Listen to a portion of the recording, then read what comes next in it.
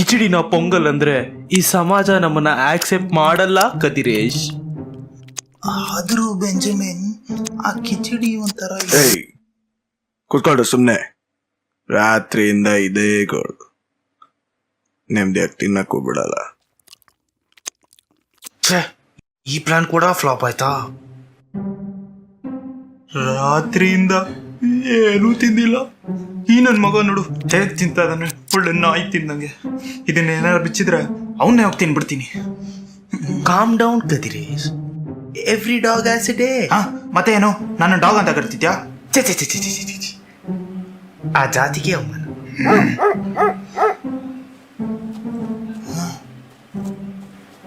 ಇವನ್ ಯಾರೇನೋ ಏನು ಹಿಂಗ್ ಬಿಟ್ಟಿದ್ದಾನೆ ಕೂದಲು. ಆಯ್ತು ಬರ್ತೀನಿ, ನೆಮ್ಮದಿಯಾಗಿ ತಿನ್ನಕ್ಕೂ ಬಿಡಲ್ಲ. ಲೋ, ಇವು ಎಲ್ಲೋ ಎದ್ದೋಗ್ತಾ ಇದ್ದಾನೆ.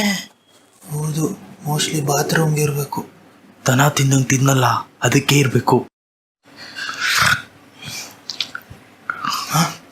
ಏಯ್ ನೋಡು. ಓ,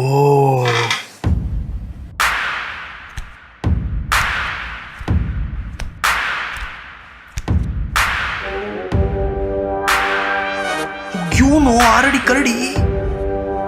ವಾಟ್ ದ ಕರಡಿ?